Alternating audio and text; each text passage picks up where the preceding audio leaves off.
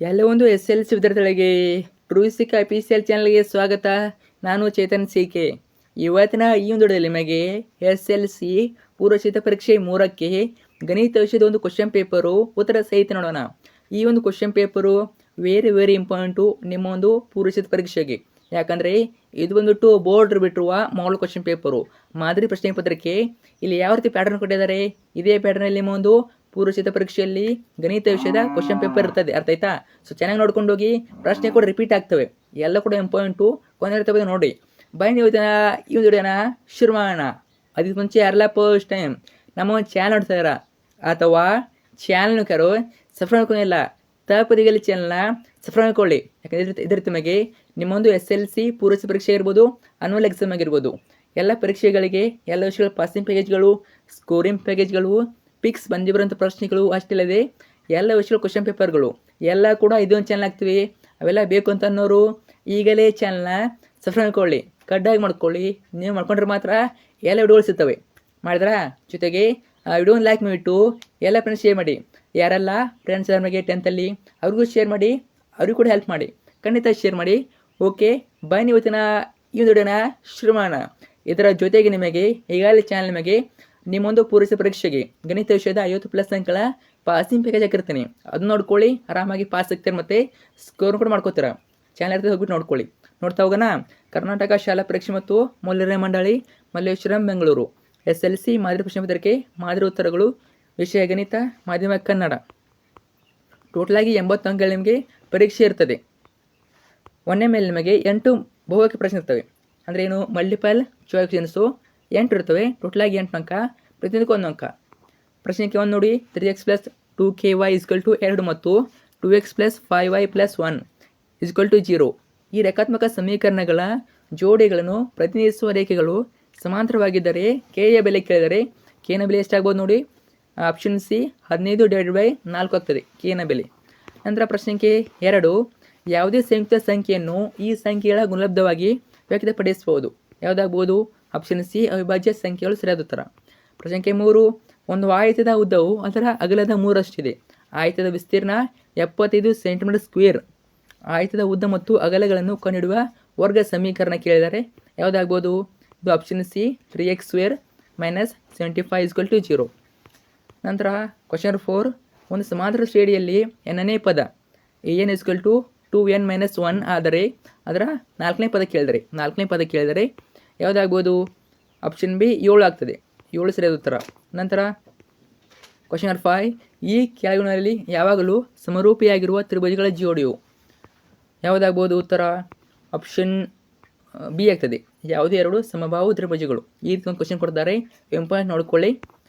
ನಂತರ ಪ್ರಶ್ನೆಗೆ 6, ತ್ರಿಜ್ಯ r ಮಾನಗಳನ್ನು ಹೊಂದಿರುವ ಗೋಳದ ಘನಫಲವನ್ನು ಕಂಡುಹಿಡಿಯುವ ಸೂತ್ರವು ಯಾವುದಾಗ್ಬೋದು? v = ಯಾವುದಾಗ್ಬೋದು ನೋಡಿ. ಆಪ್ಷನ್ ಬಿ ಆಗ್ತದೆ. ಆಪ್ಷನ್ ಬಿ v = 4/3 πr³ ಘನಮಾನಗಳು ಆಗ್ತದೆ. ನಂತರ ಕ್ವಶನ್ ನಂಬರ್ 7, ಮಧ್ಯಾಂಕ ಸೂತ್ರ ಕೊಟ್ಟಿದ್ದಾರೆ. ನಲ್ಲಿ ಎಫ್ ಪ್ರತಿನಿಧಿಸುವುದು. ಮಧ್ಯಾಂಕ ಸೂತ್ರದಲ್ಲಿ ಎಫ್ ಏನು ಹೇಳ್ತದೆ ಕೇಳಿದ್ರು ಅವರು. ಏನಾಗ್ಬೋದು ಇದು ಉತ್ತರ? ಆಪ್ಷನ್ ಎ ಮಧ್ಯಾಂಕ ಇರುವ ವರ್ಗಾಂತರದ ಕೆಳಮಿತಿ, ಆಪ್ಷನ್ ಬಿ ವರ್ಗಾಂತರದ ಗಾತ್ರ, ಆಪ್ಷನ್ ಸಿ ಮಧ್ಯಾಂಕ ಇರುವ ವರ್ಗಾಂತರದ ಆವೃತ್ತಿ, ಸಂಚಿತ ಆವೃತ್ತಿ. ಇದು ಸರಿಯಾದ ಉತ್ತರ ಆಪ್ಷನ್ ಸಿ ಮಧ್ಯಾಂಕ ಇರುವ ವರ್ಗಾಂತರ ಆವೃತ್ತಿ. ಮಧ್ಯಾಂಕವಿರುವ ವರ್ಗಾಂತರ ಆವೃತ್ತಿ ನೋಡಿ. ಈ ರೀತಿ ಸೂತ್ರ ಕೊಡ್ತಾರೆ. ಸೂತ್ರ ಕೊಟ್ಬಿಟ್ಟು ಆ ಸೂತ್ರದಲ್ಲಿ ಎಫ್ ಏನು ಹೇಳ್ತದೆ, ಸಿ ಏನು ಹೇಳ್ತದೆ, ಎನ್ ಏನು ಹೇಳ್ತದೆ ಕೇಳ್ತಾರೆ. ಕೆಲವು ಸಲ ಮಧ್ಯಾಂಕ ಕೊಡ್ತಾರೆ, ಕೆಲವು ಸಲ ಬಹುಲಕ ಕೊಡ್ತಾರೆ, ಅಥವಾ ಕೆಲವು ಸಲ ಬೇರೆ ಲೆಕ್ಕದ ಸೂತ್ರಗಳನ್ನು ಕೊಡ್ತಾರೆ. ನೋಡ್ಕೊಂಡಿರಿ, ಇದು ಕೂಡ ಇಂಪಾರ್ಟೆಂಟು. ನಂತರ ಪ್ರಶ್ನೆಗೆ 8, p(x) = 5x + 3 ಈ ಬಹುಪದೋಕ್ತಿಯ ಶೂನ್ಯತೆ ಕೇಳಿದರೆ ಎಷ್ಟಾಗ್ಬೋದು? -3/5 ಆಗ್ತದೆ. 3/5. ನಂತರ ಸೆಕೆಂಡ್ ಮೇನು, ಈ ಕೆಳಗಿನ ಪ್ರಶ್ನೆಗಳಿಗೆ ಉತ್ತರಿಸಿ. 1-8 ಪ್ರಶ್ನೆ, ಟೋಟಲಾಗಿ 8 ಅಂಕ, ಪ್ರತಿಯೊಂದಕ್ಕೆ 1 ಅಂಕ.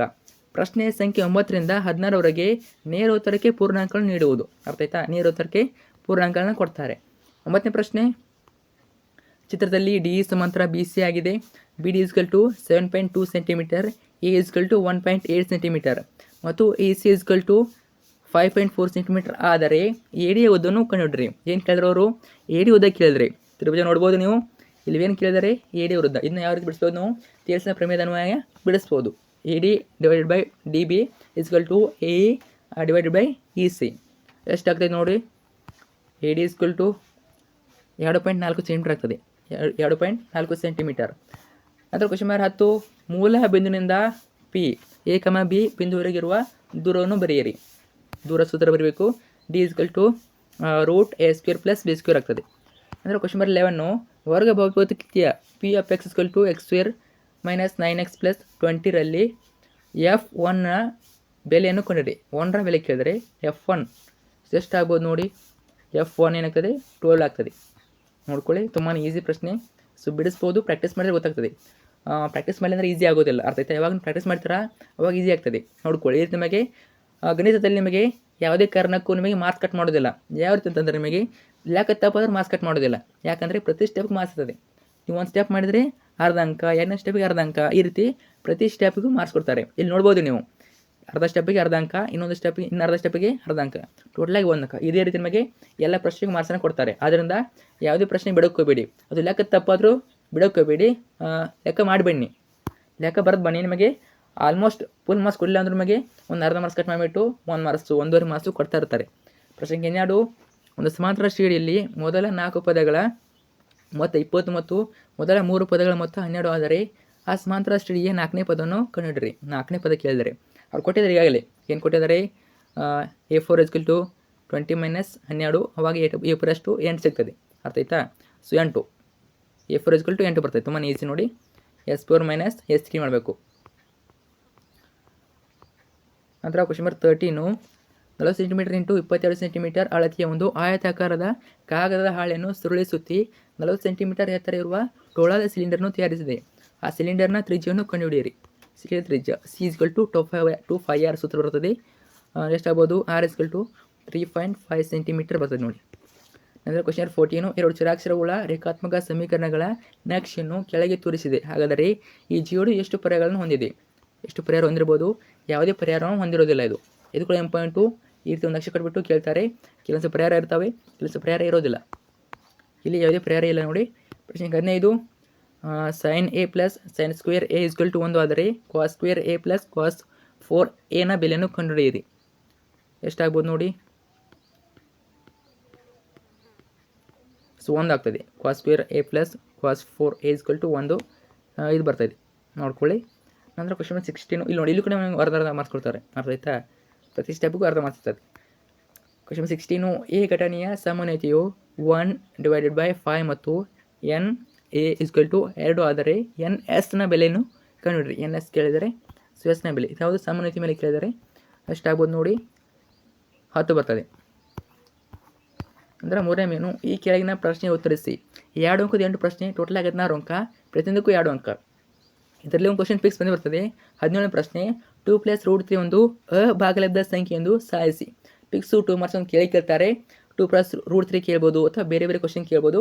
ಒಟ್ಟಿನಲ್ಲಿ 2 ಮಾರ್ಕ್ಸಿಗೆ ಒಂದು ಅಭಾಗಲಬ್ಧ ಸಂಖ್ಯೆ ಬರ್ತದೆ. ತುಂಬಾ ಇಲ್ಲ, ಒಂದು 5-6 ಇವೆ, ಅಷ್ಟು ನೋಡ್ಕೊಳ್ಳಿ. ಅದರಲ್ಲಿ ಒಂದು ಬಂದೇ ಬರ್ತದೆ 2 ಮಾರ್ಕ್ಸ್ಗೆ. ನೋಡ್ಕೊಳ್ತೀವಿ. ಇದನ್ನು ಟಫ್ ಅಲ್ಲ ಅನ್ಕೋತೀನಿ. ನೀವು ಓದ್ಕೊಂಡು ಹೋದರೆ ಈಸಿ ಅನಿಸ್ತದೆ. ಅರ್ಥ ಆಯ್ತಾ? ಒಂದು ಮೀಡಿಯಮ್ ಲೆವೆಲ್ ಇರೋ ಕ್ವಶನ್ ಇದು. ಬಿಡಿಸ್ಬೋದು ಎಲ್ಲರೂ ಕೂಡ. ನೋಡ್ಕೊಳ್ಳಿ. ಎಲ್ಲ ಕೂಡ ಸಿಮಿಲರ್ ಇರ್ತವೆ, ಒಂದಕ್ಕೊಂದು ಅಷ್ಟು ಡಿಫ್ರೆಂಟ್ ಇರೋದಿಲ್ಲ. ಅದು ಎಲ್ಲ ಸಿಮಿಲರ್ ಇರ್ತವೆ, ಬಿಡಿಸ್ಬೋದು.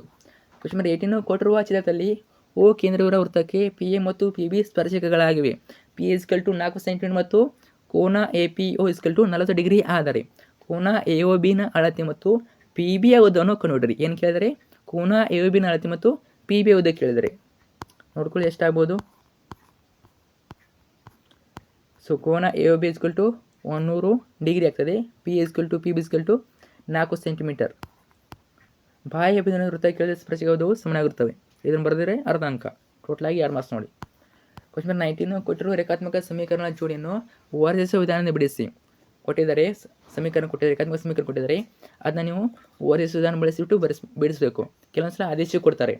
ವರ್ಧಿಸುವ ಕೊಡ್ಬೋದು ಅಥವಾ ಆದೇಶಿಸುವ, ಎರಡರಲ್ಲಿ ಕೊತ್ತೆ ಕೊಡ್ತಾರೆ. ಅಥವಾ ಕೆಲವೊಂದು ಸಲ ಕೊಡ್ತಾರೆ ಬಿಡಿಸಿ ಅಂತ ಆದೇಶ ಕೊಡ್ತಾರೆ. ಅವಾಗ ಏನು ಮಾಡಬೇಕು ನೀವು? ನಿಮ್ಮ ಇಷ್ಟ. ವರ್ಧಿಸೋದ್ರ ಬಿಡಿಸಿ ಅಥವಾ ಆದೇಶ ವಿಧಾನ ಬಳಸಿ ಅಥವಾ ಬೇರೆ ವಿಧಾನ ಬಳಸ್ಬೋದು. ಅರ್ಥ ಆಯ್ತಾ? ಸ್ಪೆಸಿಫಿಕ್ ಕೊಟ್ಟಿದ್ರೆ ಅವರು ಸ್ಪೆಸಿಫಿಕ್ಕಾಗಿ ಕೊಟ್ಟಿದ್ದಾರೆ ನೋಡಿ. ಇಲ್ಲಿ ವರ್ಧಿಸುವ ವಿಧಾನ ಬಿಡಿಸಿ ಅಂತ, ನೀವು ವರ್ಧಿಸುವ ವಿಧಾನ ಮಾತ್ರ ಬಿಡಿಸಬೇಕು. 2x + y = 10, x - y = 2. ಎಷ್ಟು ಬರ್ತದೆ? x = 4, y = 2 ಬರ್ತದೆ. ಅಂದರೆ ಕ್ವಶನ್ ನಂಬರ್ 20, ಒಂದು ಸಮಾಂತರ ಶ್ರೇಣಿಯ ಮೊದಲ ಪದ 1 ಮತ್ತು 14ನೇ ಪದವು 53 ಆದರೆ ಈ ಶ್ರೇಣಿ ಎಣ್ಣನೇ ಪದವನ್ನು ಕಂಡುಹಿಡಿಯಿರಿ. ಎಣ್ಣನೇ ಪದ ಕೇಳಿದರೆ ಯಾವ ಸೂತ್ರ ಬಳಸಬೇಕು? ಎನ್ ಸೂತ್ರ ಬರ್ತದೆ. N is equal to A plus N minus 1 into D ಆಗ್ತದೆ. ಎಷ್ಟು ಬರ್ಬೋದು ನೋಡಿ. ಶ್ರೇಣಿ ಎಣ್ಣನೇ ಪದವು N is equal to 4n minus 3 ಆಗಿದೆ. ಇದು ಉತ್ತರ. Total 2 marks. 21 135 ಮತ್ತು 75ರ ಮೊಹಸಾವನ್ನು ಅವಿಭಾಜ್ಯ ಅಪವರ್ತನ ವಿಧಾನದಿಂದ ಕಂಡುಹಿಡಿದು ನಂತರ 20 ಮತ್ತು ಮೊಹಸಾ 135, 75ರ ಲಸನ್ನು ಕಂಡುಹಿಡಿಯಿರಿ. ಮೊಹಸಾ 15 ಆಗ್ತದೆ, ಲಸ 60 ಬರ್ತದೆ. 72ನೇ ಪ್ರಶ್ನೆ ನೋಡಿ. ಮೊಹಸಾಕ್ಕೆ 1 ಅಂಕ, ಲಸಾಕ್ಕೆ 1 ಅಂಕ, ಟೋಟಲ್ 2 ಅಂಕ. ಕ್ವಶನ್ ಬರ್ಬೋದು ಅನ್ಕೋತೀನಿ, ನೋಡ್ಕೊಳ್ಳಿ.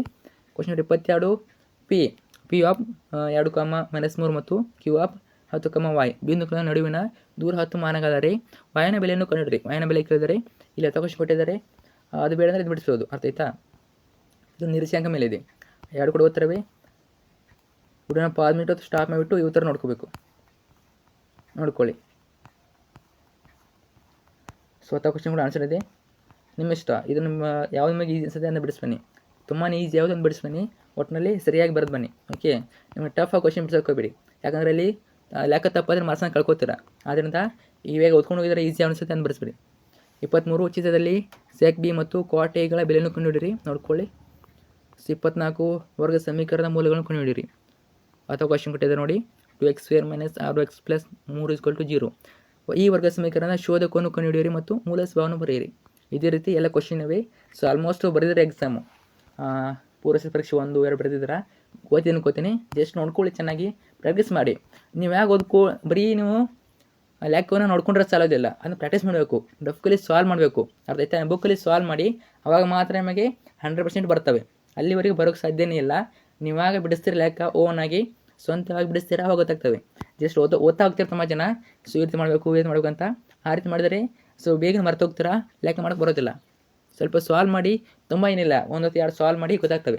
ಅರ್ಥ ಆಯ್ತಾ? ಕೆಳಗಿನ ಪ್ರಶ್ನೆ ಉತ್ತರಿಸಿ. 3 ಅಂಕ 9 ಪ್ರಶ್ನೆ, ಟೋಟಲ್ 27 ಅಂಕ. ಪ್ರಶ್ನೆಗೆ 3 ಅಂಕ. 3 ಅಂಕ 9 ಪ್ರಶ್ನೆ. 25 2 ಕೊಂದಿಲ್ಲದ ದಾಳಗಳನ್ನು ಏಕಕಾಲದಲ್ಲಿ ಉರುಳಿಸಲಾಗಿದೆ. ಏನು ಕೇಳಿದರೆ ಇದು ಯಾವ ಪ್ರಶ್ನೆ? ಸಂಬಂಧಿತ ಪ್ರಶ್ನೆ. ಎ ಮೇಲಿನ ಮುಖದಲ್ಲಿ ಬರುವ ಸಂಖ್ಯೆಗಳ ಮೊತ್ತ 8ಕ್ಕಿಂತ ಕಡಿಮೆಯಾಗಿರುವ. ಬಿ ಒಂದು ಮುಖದ ಮೇಲೆ ಮಾತ್ರ ವರ್ಗ ಸಂಖ್ಯೆ ಬರುವ ಸಾಮಾನ್ಯತೆಯನ್ನು ಕಂಡುಹಿಡಿಯಿರಿ. ಸಾಮಾನ್ಯತೆ ಎಷ್ಟಾಗ್ಬೋದು ನೋಡಿ. NS 36, NA 21. ಎಷ್ಟು ಬರ್ತದೆ ನೋಡಿ. 7 / 12 ಬರ್ತದೆ A question. So B question ಕೂಡ ಆನ್ಸರ್ ಇದೆ, ನೋಡ್ಕೊಳ್ಳಿ. ಸಾಮಾನ್ಯತೆ ಸ್ವಲ್ಪ ಟಫ್ ಆಗ್ಬೋದು ನಿಮಗೆ, ಅಂದರೆ ತುಂಬಾ ಟಫ್ ಇರೋದಿಲ್ಲ, ಒಂದು ಮೀಡಿಯಮಲ್ಲಿ ಇರ್ತದೆ. ಸೊ ನೀವು ಚೆನ್ನಾಗಿ ಓದ್ಕೊಂಡ್ರೆ ಬಿಡಿಸ್ಬೋದು. ಅಂದರೆ 26ನೇ ಕ್ವಶನು. ಬಾಹ್ಯ ಬಿಂದುವಿನಿಂದ ವೃತ್ತ ಕೇಳಿದ ಸ್ಪರ್ಶಗಳ ಉದ್ದವು ಸಮಾನ ವೃತ್ತವನ್ನು ಸಾಧಿಸಿ. 2 ವೃತ್ತದ ಮೇಲೆ ಪ್ರಮೇಯವೆ, 2 ಇವೆ, ಅದರಲ್ಲಿ ಒಂದು ಪಿಕ್ಸ್ ಒಂದೇ ಬರ್ತದೆ. ಅರ್ಥ ಆಯ್ತಾ? ವೃತ್ತದ ಮೇಲೆ 2 ಪ್ರಮೇಯಗಳಲ್ಲಿ ಒಂದು ಪಿಕ್ಸ್ ನಿಮಗೆ ಬಂದೇ ಬರ್ತದೆ. 2 ಚೆನ್ನಾಗಿ ನೋಡ್ಕೊಳ್ಳಿ, 1 ಬರ್ತದೆ. ಅವ್ರು ಹೇಳಿಕೊಡ್ತಾರೆ, ಬಾಹ್ಯ ಬಿಂದುವಿನಿಂದ ವೃತ್ತ ಕೇಳಿದ ಸ್ಪರ್ಶ ಉದ್ದವ ಸಮನಾಗಿರುತ್ತದೆ ಅಂತ ಹೇಳಿಕೊಡ್ತಾರೆ, ಬಿಡಿಸ್ಬೇಕು, ನೋಡ್ಕೊಳ್ಳಿ. ಸೊ ಸಾಧನೆಯ ರಚನೆಯ ಸಾಧನೆ ಕರೆಕ್ಟಾಗಿ ಬರೀರಿ. ಪ್ರತಿ ಸ್ಟೆಪ್ಪಿಗೂ ಮಾರ್ಕ್ಸ್ ಇರ್ತದೆ. ಸೊ ಚೆನ್ನಾಗಿ ಬರೀರಿ, ಫುಲ್ ಮಾರ್ಕ್ಸ್ ಕೊಡ್ತಾರೆ. ಅಂದರೆ 27 ನೋಡ್ಕೊಳ್ಳಿ. ಸಹಗುಣಗಳ ನಡುವೆ ಸಂಬಂಧ ತಾಳೆ ನೋಡಿ. ಸ್ವತಃ ಕ್ವಶನ್ನು ಬಹುಪಯೋಕ್ತಿ ಮೇಲೆ ಇದೆ, ನೋಡ್ಕೊಳ್ಳಿ. ಎಲ್ಲ ಕೂಡ ಉತ್ತರವೇ. ಸ್ವಾ ಮಾತಾಡ್ತೀನಿ, ವಿಡಿಯೋನ ಪಾಸ್ ಮಾಡಿ ಕ್ವಶನ್ ನೋಡ್ಕೊಳ್ಳಿ. ಸಿಗಲ್ಲ ಗೊತ್ತಿದೆ ನಿಮಗೆ. ಆನ್ಯುವಲ್ ಎಕ್ಸಾಮ್ ಕೂಡ ಇದೇ ಪ್ಯಾಟರ್ನ್ ನೋಡಿ, ಇದೇ ಕ್ವಶನ್ ಪೇಪರ್ ನೋಡ್ಕೊಂಡು ಹೋಗಿ. ಇದ್ರ ಜೊತೆಗೆ ಇನ್ನೂ ಬೋರ್ಡ್ರು ಟೋಟಲ್ 4 ಬಿಟ್ಟಿದ್ದಾರೆ. ಅವನು ಕೂಡ ಚಾನಲ್ ಹಾಕಿರ್ತೀನಿ, ವಿತ್ ಆನ್ಸರ್ಸು ಹಾಕಿರ್ತೀನಿ. ಸೊ ಅವನು ಕೂಡ ನೋಡ್ಕೊಳ್ಳಿ, ನಿಮ್ಮ ಎಕ್ಸಾಮ್ಗೆ ಈಸಿ ಆಗ್ತದೆ. ಅರ್ಥ ಆಯ್ತಾ? ನೋಡ್ಕೊಳ್ಳೇಬೇಕು, ಕಡ್ಡಾಗಿ ನೋಡ್ಕೋಬೇಕು. 4 ಮೂಲಕಶ್ವರ ನೋಡ್ಕೊಳ್ಳಿ. ಸೊ ನಿಮ್ಮ ಎಕ್ಸಾಮ್ಗೆ ತುಂಬಾ ಹೆಲ್ಪು. ನಿಮಗೆ ಕನ್ನಡ ತೊಗೊಳ್ಳಿ, ಇಂಗ್ಲೀಷ್ ತೊಗೊಳ್ಳಿ, ಹಿಂದಿ ತೊಗೊಳ್ಳಿ, ಸಮಾಜ ವಿಜ್ಞಾನ ಯಾವುದೇ ಕ್ವಶನ್ ಪೇಪರ್ ತೊಗೊಳ್ಳಿ, ನಿಮಗೆ ಅದೇ ಪ್ಯಾಟ್ರನಲ್ಲಿ ಕ್ವಶನ್ ಪೇಪರ್ ಬರ್ತದೆ. ಸೊ ಏನು ಚೇಂಜ್ ಮಾಡೋದಿಲ್ಲ ಅವರು. ಜಸ್ಟ್ ಗಣಿತ ಬಂದಾಗ ಸ್ವಲ್ಪ ಲೆಕ್ಕ ಬದಲಾವಣೆ ಮಾಡ್ತಾರೆ ಅಷ್ಟೇ, ನಂಬರ್ ಚೇಂಜ್ ಮಾಡ್ತಾರೆ, ಅದೇ ರೀತಿ ಲೆಕ್ಕ ಕೊಡ್ತಾರೆ. ಈಗಾಗಲೇ ನಿಮ್ಮ ಸ್ಕೂಲಿಗೆ ಹೇಳಿದ್ರೆಲ್ಲ ಗೊತ್ತಿಲ್ಲ, ನೋಡ್ಕೊಂಡಿರಿ. ಸೊ ಎಲ್ಲ ಲೆಕ್ಕವೇ. ವಿಡಿಯೋನ ಪಾಸ್ ಮಾಡಿಟ್ಟು ಪ್ರತಿ ಲೆಕ್ಕ ನೋಡ್ಕೊಳ್ಳಿ. ಜೊತೆಗೆ ಪಾಸಿಂಗ್ ಬ್ಯಾಗ್ ಹಾಕಿರ್ತೀನಿ, 40+ ಅಂಕಲ್ ಪಾಸಿಂಗ್ ಬ್ಯಾಗೇಜು, ಅದು ನೋಡ್ಕೊಂಡಿರಿ.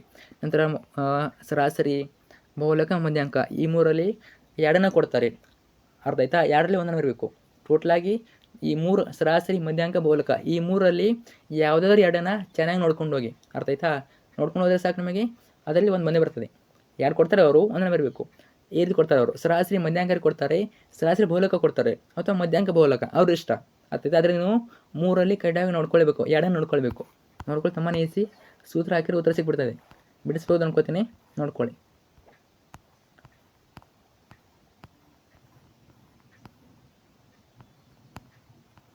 ವಿಡಿಯೋನ ಪಾಸ್ ಮಾಡಿ ಸ್ಟಾಪ್ ಮಾಡಿ ನೋಡ್ಕೊಳ್ಳಿ. ಸೊ ಮೌಲಿಕ ಪ್ರಶ್ನೆಗಳು ಬರ್ಬೋದು, ನೋಡ್ಕೊಳ್ಳಿ.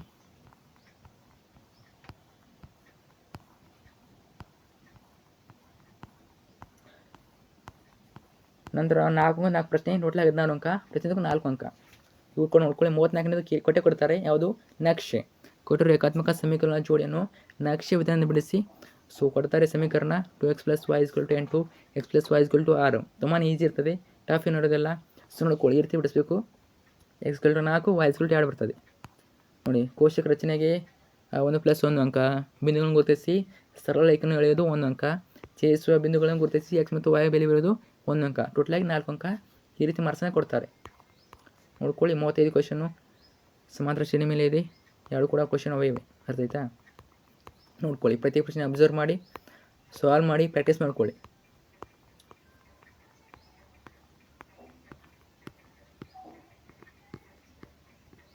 ಸಮನ್ವಯತೆ ಅಂತೂ ಕೇಳ್ತಾರೆ. ಸಮನ್ವಯತೆ ನಮಗೆ 2 ಮಾರ್ಕ್ಸಲ್ಲಿ ಬರ್ಬೋದು, 3 ಮಾರ್ಕ್ಸಲ್ಲಿ, 4 ಮಾರ್ಕ್ಸಲ್ಲಿ, ಪ್ರತಿ ಮೇನಲ್ಲಿ ಕೊಡ್ತಾರೆ. ನಂತರ 36ನೇ ಕ್ವಶನು ಇದೇನು? ಇನ್ನೊಂದು ಏನಿದು? 2 ತ್ರಿಭುಜಗಳಲ್ಲಿ ಅನುರೂಪ ಕೋನಗಳು ಸಮವಾದರೆ ಅವಳು ಅನುರೂಪ ಬಾಹುಗಳ ಅನುಪಾತಗಳು ಸಮ. ಏನು ಕೊಟ್ಟಿದ್ದಾರೆ ಗೊತ್ತಾಗ್ತಿಲ್ಲ ನೋಡಿ. ಇದು ಏನು ಹೇಗೆ ಕೊಡ್ತಾರೆ, ಹೇಗೆ ಕೊಟ್ಟಾಗ ಗೊತ್ತಾಗೋದಿಲ್ಲ ಏನು ಕೊಟ್ಟಿದ್ದಾರೆ ಅಂತ. ಇದು ಪ್ರಮೇಯ, ಅರ್ಥ ಆಯ್ತಾ? ಸೊ ಆದ್ದರಿಂದ ನಮಗೆ ಪ್ರಮೇಯದ ಎಲ್ಲ ಹೇಳಿ ಗೊತ್ತಿರಬೇಕು. ಅವರು ಪ್ರಮೇಯ ಕೊಡೋದು, ಹೆಸರು ಕೊಡೋದಿಲ್ಲ. ಥಿಯರಮ್ಸ್ ಬರೀರಿ, ಪೈಥಾಗೋರಸ್ ಬರೀರಿ, ಕೋನ ಬರೀ ಅಂತ ಕೊಡೋದಿಲ್ಲ. ಅವರು ಹೇಳಿ ಕೊಡ್ತಾರೆ. ಸೊ ಇದೇನು ಅಂತ ಲೆಕ್ಕ ಅಂತ ಅನ್ಕೊಂಡ್ಬಿಡ್ತೀರೇನು? ಅಲ್ಲ, ಇದು ಪ್ರಮೇಯ ಕೊಡ್ತಾರೆ. ಆದ್ದರಿಂದ ಪ್ರತಿ ಪ್ರಮೇಯ ಹೇಳಿಕೆ ನೋಡ್ಕೊಳ್ಳಿ. ಎಲ್ಲ 4 ಪ್ರಮೇಯ ಹೇಳಿಕೆ ನೋಡ್ಕೊಳ್ಳಿ. ಅವ್ರು ಹೇಳಿಕೆಯನ್ನು ಕೊಡ್ತಾರೆ, ಆ ಹೇಳಿಕೆನ ಓದ್ಕೊಂಡ್ಬಿಟ್ಟು ಗುರುತು ಮಾಡ್ಕೊಂಡ್ಬಿಟ್ಟು ಅದು ಯಾವ ಪ್ರಮೇಯ ಬರಬೇಕು, ಅರ್ಥ ಆಯ್ತಾ? ನೋಡ್ಕೊಳ್ಳಿ. ಸೊ ಈ ವರ್ಷ ನಮಗೆ 2 ಪ್ರಮೇಯ ಕೊಡ್ತಾರೆ, ನಿಮ್ಮ ಇಷ್ಟ, 2ರಲ್ಲಿ ಒಂದನ್ನು ಬರಬೇಕು, ಅರ್ಥ ಆಯ್ತಾ? ನೀವು 4ರಲ್ಲಿ 2 ನೋಡ್ಕೊಂಡ್ರೆ ಸಾಕು, ಪಕ್ಕನೂ 4 ಮಾರ್ಕ್ಸನ್ನು ಗಳಿಸ್ತೀರಾ, ಅರ್ಥ ಆಯ್ತಾ? 4 ನೋಡೋ ಅವಶ್ಯಕತೆ ಇಲ್ಲ, 2 ನೋಡ್ಕೊಂಡ್ರೆ ಸಾಕು, ನೀವು ಬರೀಬೋದು. ಓಕೆ, ನೋಡ್ಕೊಳ್ಳಿ. ಸೊ ದತ್ತ ಸಾಧನೆಯ ಪ್ರತಿ ಸ್ಟೆಪ್ಗೂ ಮಾರ್ಕ್ಸ್ ಇರ್ತದೆ, ಪ್ರತಿ ಸ್ಟೆಪ್ಗೂ ಅರ್ಧ ಅಂಕ.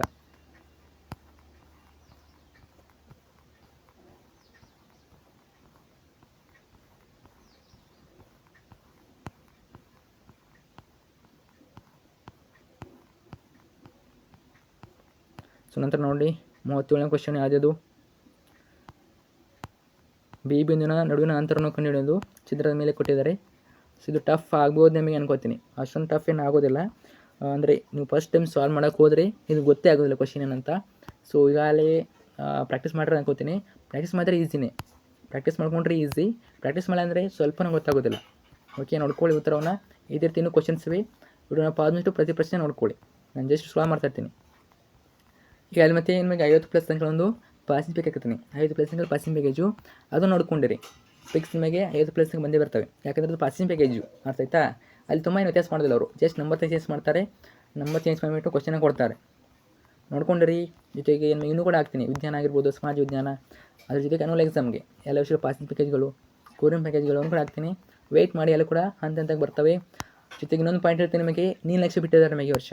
ನೀಲನಕ್ಷೆ ನೋಡ್ಕೊಳ್ಳಿ. ಆ ನೀಲನಕ್ಷೆ ಕೊಟ್ಟಿದ್ದವರು ಯಾವ ಪಾಠದ ಮೇಲೆ, ಪದ್ಯದ ಮೇಲೆ ಎಷ್ಟು ಮಾರ್ಕ್ಸ್ ಕೊಟ್ಟಿದ್ದಾರೆ ಅಷ್ಟು ಓದ್ಕೊಳ್ಳಿ. ಆರಾಮಾಗಿ ನೀವು ಸ್ಕೋರ್ನ ಮಾಡ್ಬೋದು ಮತ್ತು ಪಾಸ್ ಕೂಡ ಆಗ್ಬೋದು. ನೀಲನಕ್ಷೆ ಓದ್ಕೊಳ್ಳಿ. ಕೊಟ್ಟಿದ್ದವರು ಯಾವ ಪಾಠದ ಮೇಲೆ ಎಷ್ಟು ಮಾರ್ಕ್ಸ್ ಕೊಟ್ಟಿದ್ದಾರೆ ಓದ್ಕೊಳ್ಳಿ. ಸೊ ಇಷ್ಟೊಂದು ಕ್ವಶನ್ ಪೇಪರು ಈಗಾಗಲೇ ಚಾನಲ್ ನಮಗೆ ಕನ್ನಡ, ಇಂಗ್ಲೀಷ್ ಎಲ್ಲ ಕೂಡ ಇರ್ತವೆ. ಚೆನ್ನಾಗಿ ಓದ್ಕೊಳ್ಳಿ. ಫ್ರೆಂಡ್ಸ್ ಶೇರ್ ಮಾಡಿ. ಇದ್ರ ಬಗ್ಗೆ ಏನೇ ಡೌಟ್ ಇದ್ದರೂ ಕಮೆಂಟ್ ಮಾಡಿ. ಜೊತೆಗೆ ಇದೇ ರೀತಿ ನಿಮಗೆ ಬೇರೆ ಯಾವೆಲ್ಲ ಕ್ವಶನ್ ಬರಬೇಕು ಅವನು ಕಮೆಂಟ್ ಹಾಕಿ. Thank you so much.